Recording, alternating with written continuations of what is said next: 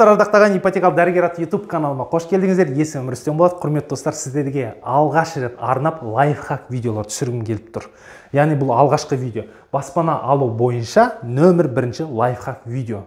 Дәл осы менің видеом сіздердің тарапыңыздан қолдау тауып жатса, көптеген жаңағы көріліп жатса, лайктарыңызды жазып жатсаңыздар, осындай видеолар жалғасын тапсын керек деп комментарияңызды жазып жатсаңыздар, келесі лайфхак видеолар түсіріп беретін боламын.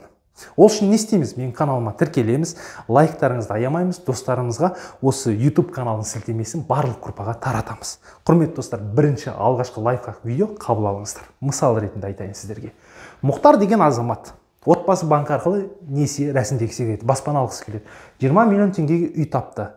Квартираның бағасы бұл да. Бірақ Мұхтардың қолында бір ерекшелігі 16 миллион теңгесі бар. 4 миллион теңге жетпей тұр. Енді Мұхтар отбасы банк жүйесін білмейді ғой, ол үйде жатып жоспар құруы мүмкін. Так, бірінші жоспары. Жаңа жетпей тұрған 4 миллионда ақшалай екінші деңгейлі банктен кредит алсам қалай болады деп. Бірден Мұхтарға айтам, Мұхтар керек емес. Ақшалай кредит алсаңыз, оның проценттің ставкасы көп, переплата көп болып кетеді. Керек емес Мұхтар, жоламай қойыңыз. Страховка деген бәлесі тағы да бар. Екінші жоспарлау мүмкін Мұхтар. Отбасы банкінде 50-50 жүйесі. Менің қолымда 16 миллион бар. Ол дегеніміз 20 миллионның 80% ғой. Мен 80%-ын бірден салы жіберіп, ар жағында жетпей тұрған 20%-ды ипотека рәсімдей салмайын ба? 7%-бен немесе 8,5%-бен аралық займ арқылы деп ойлауым мүмкін. Промежуточный займ отбасы банк арқылы да.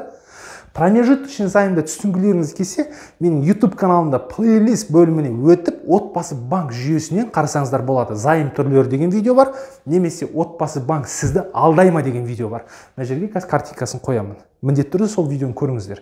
Яғни Мұхтар ойлауы мүмкін 16 миллионды бірден салдым, ар жағында 4 миллион теңгені 7% немесе 8,5%-бен ала салам деп.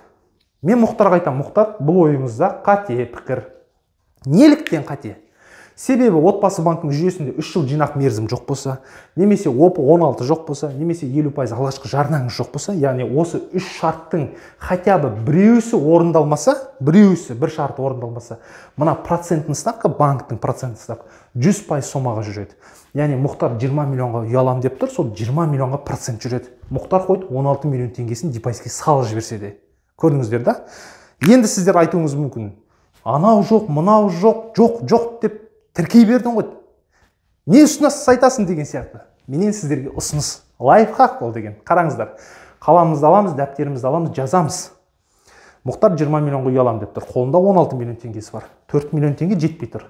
Қарапайым формула. Не істейміз? 16 миллион теңгеден 4 миллион теңгені аламыз. Сол 4 миллион теңгені отбасы банк депозитіне саламыз.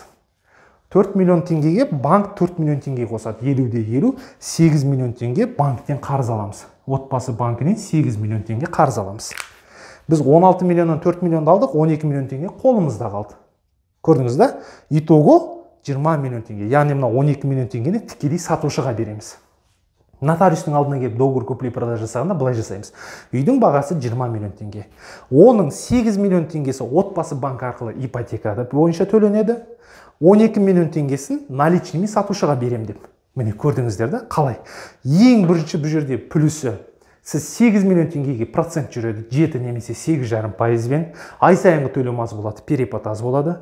Егер сіз онлайн уступка арқылы дайын депозитті сатып алатын болсаңыз, даже 5%-бен де займ рәсімдеуге болады. Ол екінші видео.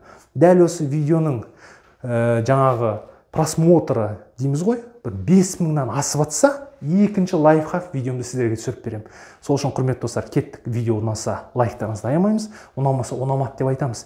Келесі лайфхак видеолар керек болса, комментарияға жазыңыздар. Видео керек деп. Келесі видеода кездескенше сау, саламат болыңыздар.